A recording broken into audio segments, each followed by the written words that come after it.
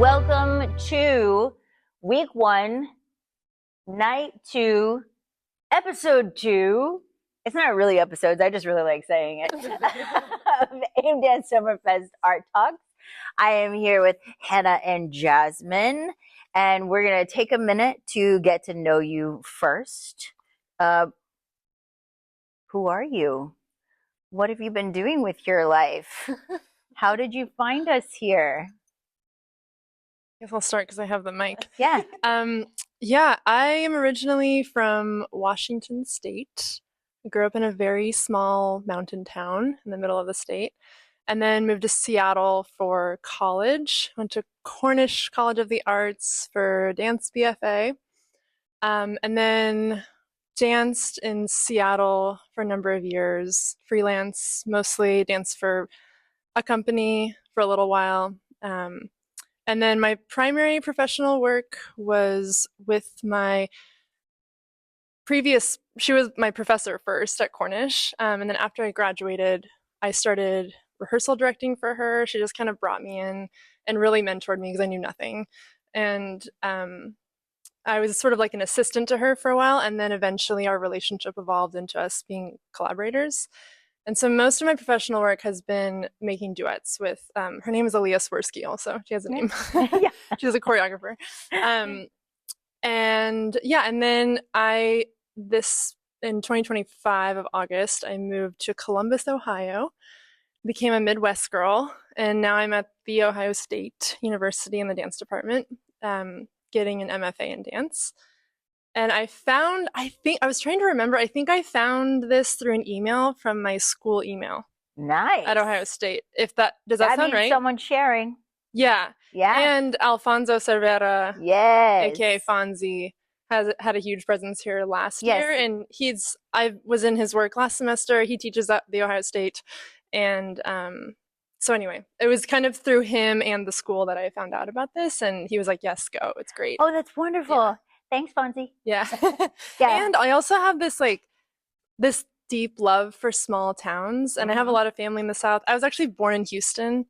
So I just have I don't know, I love seeing like small United States towns, and so this feels like kind of like home too.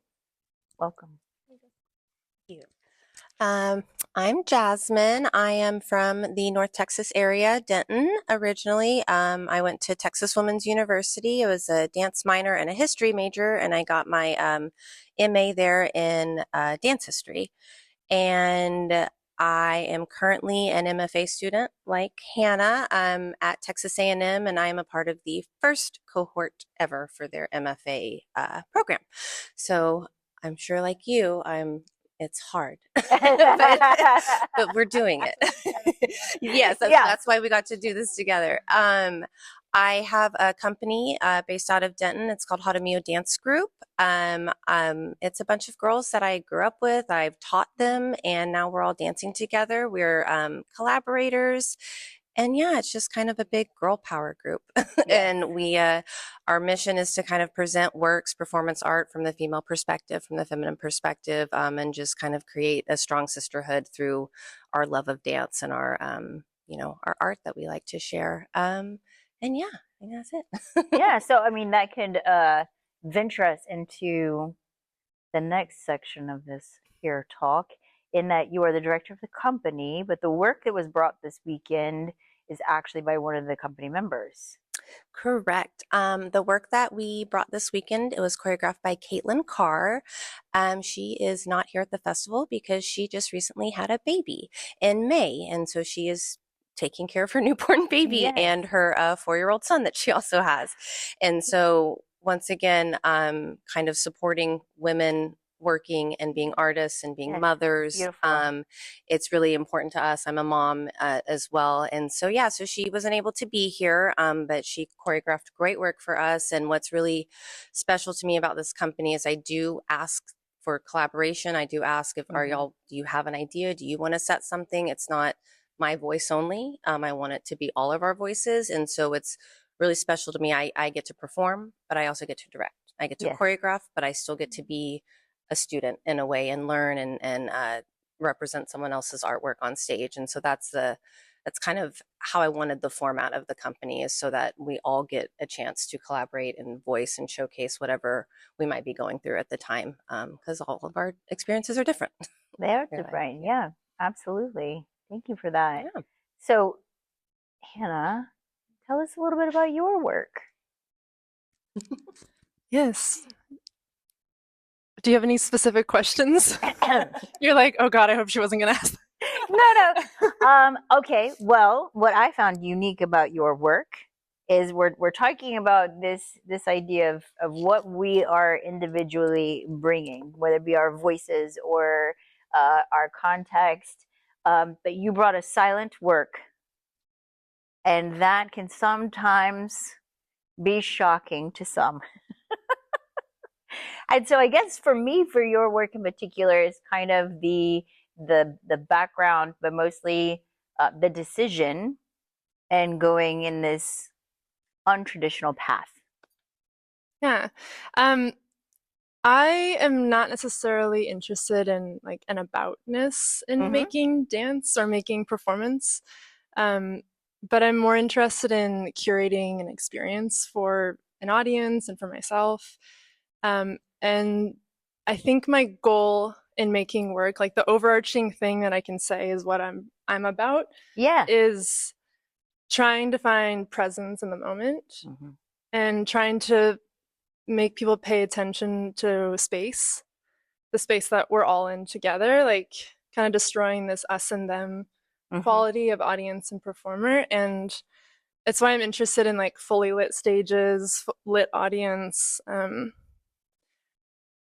Choosing to work in silence is a part of that, because you hear like the sound of my feet against the floor, you hear my breath, you might hear a chair squeak in the audience.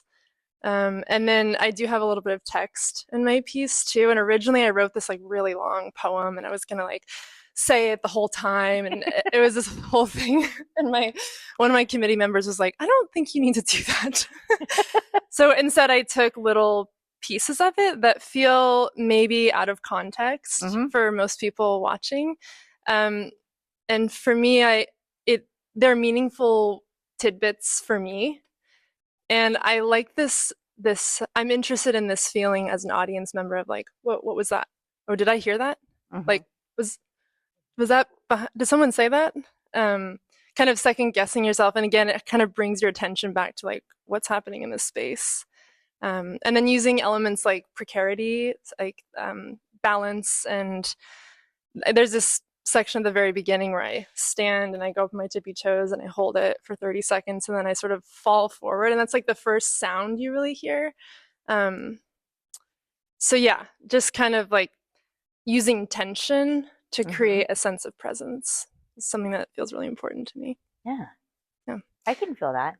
And I think there's like a lot of aesthetic qualities that I could go into around like why I chose to do certain things, but that's sort of like why I do the thing that I do. Yeah. No, that's brilliant. Thank you. And Jasmine, I'm interested in, because yes, I do like to, I have conversations with people who may not necessarily know each other, I try and find a commonality or a common ground, and both of you are in graduate school. We're talking about the research that you're doing. So your committee would be your professors that you're presenting to who are guiding you through this process. And so my question, Jasmine, is do you have any particular research that you're working on right now in your process? Yeah, Texas A&M, the dance program there is a dance science based, and so it's a lot of anatomy and physiology, and just kind of really looking at it from a research science perspective of dance, because there's not a lot of dance science research out there. There's research on athletes, there's research on gymnasts, and even the dance research that is out there, it's really a professional ballet companies. It's very specific. And so my research is researching common injuries in dance and drill team members at the high school level, because I teach at the secondary level.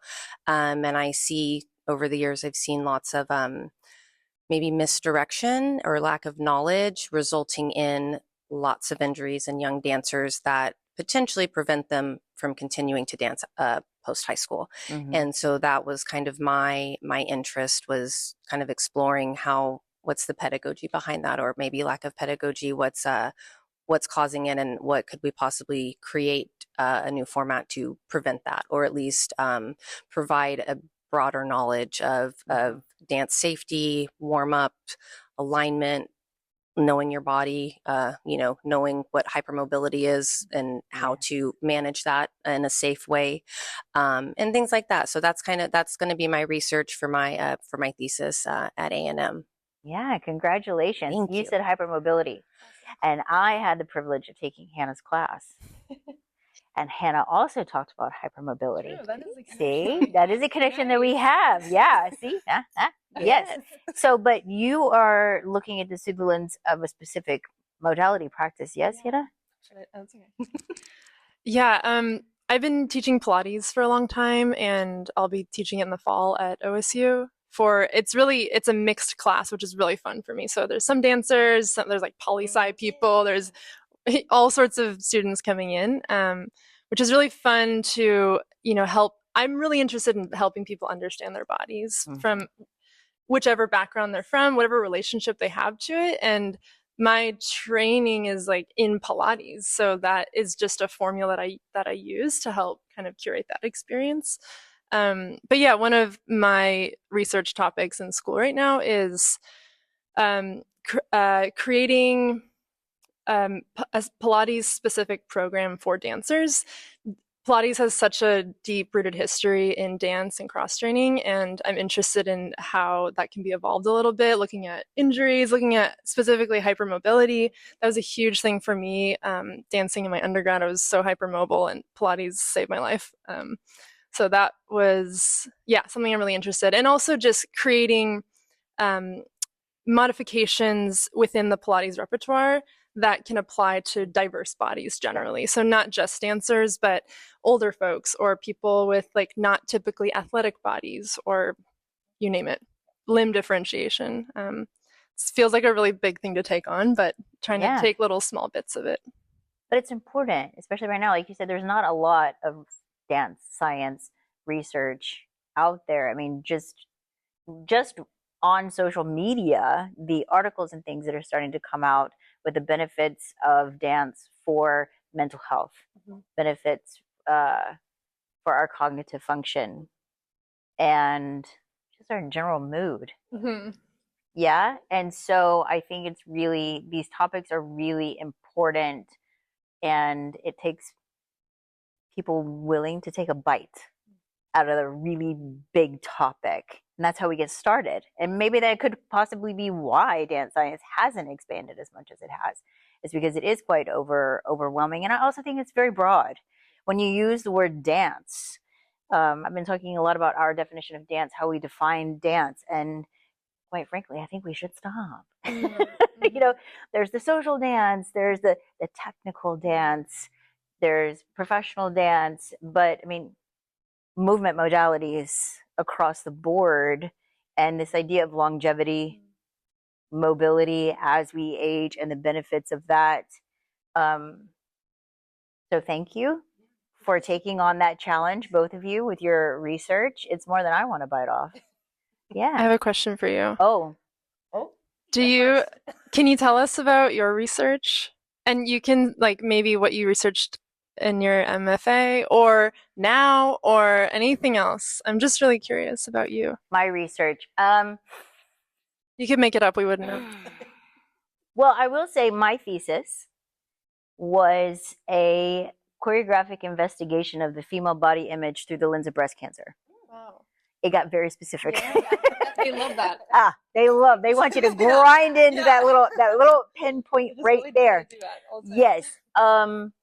And then I found, because essentially we're talking about the body image and how it relates to voluntary and involuntary changes of the body and identity. We went into identity a little bit. I think the most surprising thing out of that research was actually the caregiver's role and understanding what that feels like. So when your partner changes physically, how you still relate to as they're changing physically, mentally, emotionally, existentially, and what your role is. I think that was the most surprising thing for me. That it was more based on choreography, storytelling, and how you present that. Recently, I actually launched a podcast, and that's where my research has taken me on the resilience of dance. It's called Dance Unscripted. You can find it on YouTube, Spotify, and Apple. Are we on it right now? No. Oh, okay. No. The art talks are like something completely different. It's completely different. But the art talks live within AIM Dance. Yeah, so it's on AIM Dance YouTube channel is where art talks live. Because the art talks for me are specifically in relationship to what we're doing here at the festival and coming in and identifying those things. And the podcast typically has, I say typically, we've had one season. The first season was about resilience in dance and what that means and trying to define what that means, because as dancers, in order to do it for as long as we've done it, there is a sense of resilience, physically, mentally, emotionally, again, existentially, like this constant redefining of who we are in this moment, in this time with these people that we connect with. Part of it was through a grant that I received from the Center for Resiliency, and they focus on natural disasters. And so I'll just speak to one episode with Keisha McKee, who lives in New Orleans, and talking with her and how these natural disasters that come through and how that has actually shaped the dance community and how that shapes who they are within that community and how they come together beyond just being in the studio. You know, you've spent months, you have all this funding, and then this hurricane comes through and you have to stop and or start over. Where do you go from here? You know, you're a month without even a space to move in, and how do you bounce back from that and what that means for them. It's a beautiful episode, so please, I encourage people to go and listen to it. But right now, I think for me, my research is asking questions. I don't have a specific path. It's what am I interested in right now. I was actually looking at season 2 being about what is an embodied practice. In season 1, there was a lot of conversations about like, well, embodying this and embodying. What do we mean by this? What do we mean by the knowledge? Like the body holds knowledge. How do you actually define that? Because I think that even there's so many different definitions of how we actually embody these practices or how we take in this information in our body as our history. So that's one idea. And also, like, maybe what is dance research? What is dance research? I mean, we like talk about all the time in dance academia, but I feel like it can be kind of like almost nebulous. Like, what are we holding on to again? And it looks different for everyone. So I think it's a really great topic. It is. It absolutely is a great topic for the podcast. And behind closed doors, that was a big topic because, like I said, I received a grant. We're pushing all my buttons now, y'all. I'm gonna put this on the YouTube.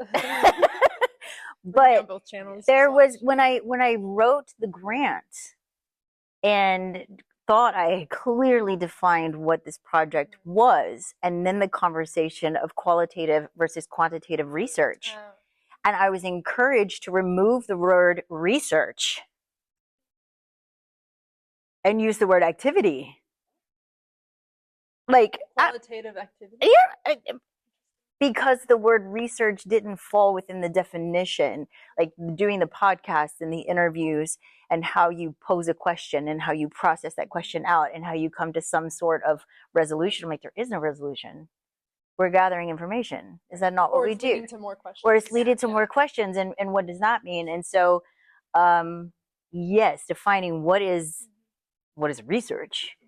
Then what is dance research? Then how do we use this information to empower us, whether it be on the stage or in the studio or out in our community?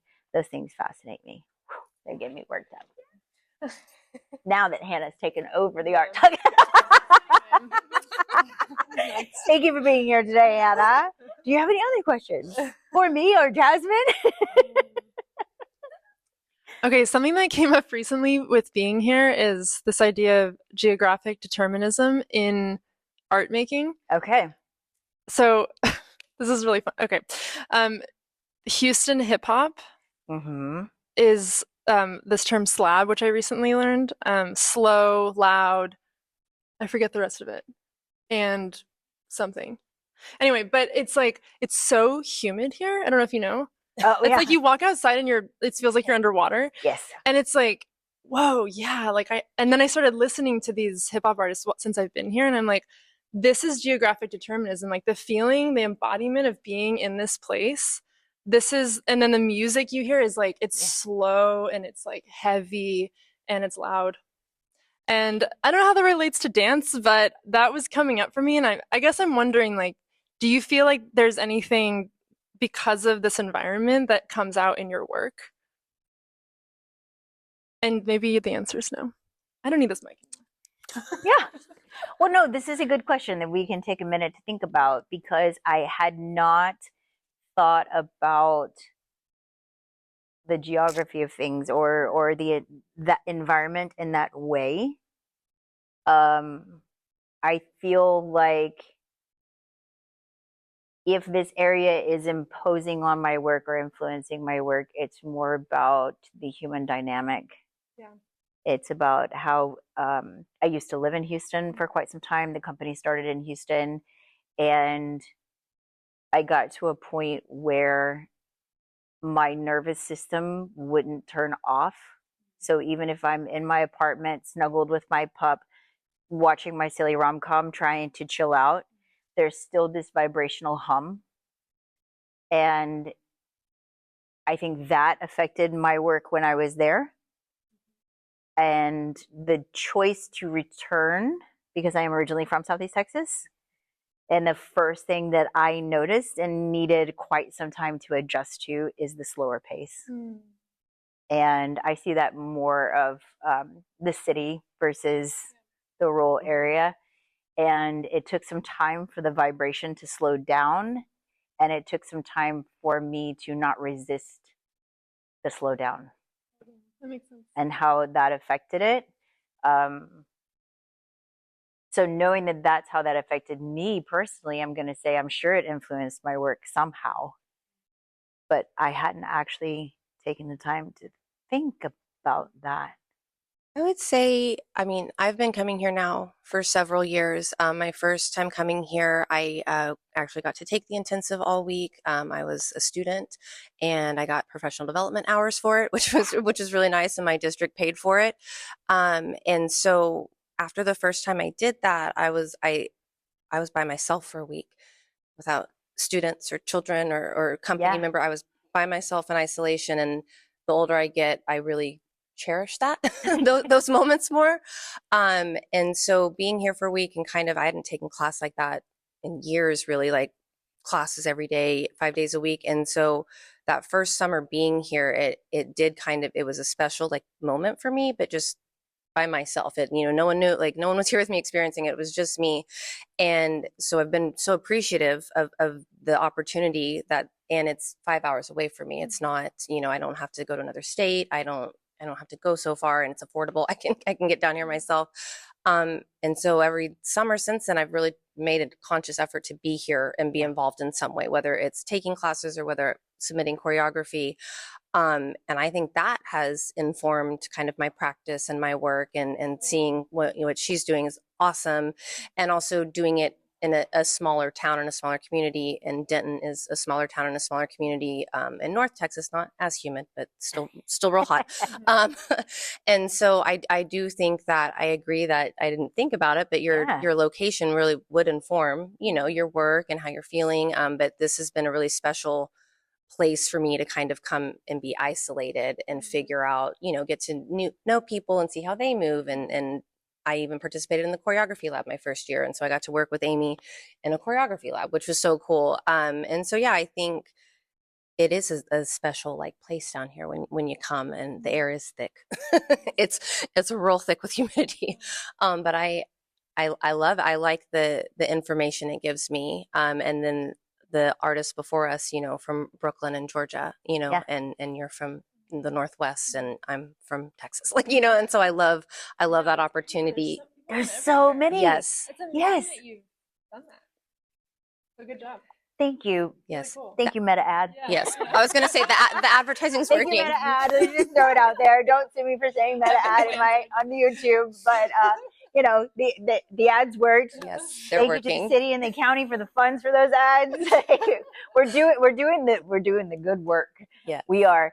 I think in response to that question as well is that I am a Texas girl, and so yes, I feel the humidity. Yes, I feel the heat. Yes, I wear flip flops at Christmas.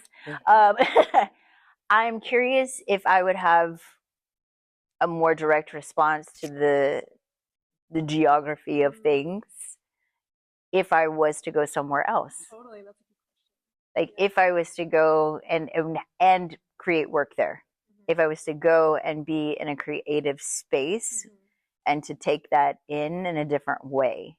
I am curious now if that would have an effect, because you're saying like you're coming, yes, you were born in Houston, but you were, I'm not really from here.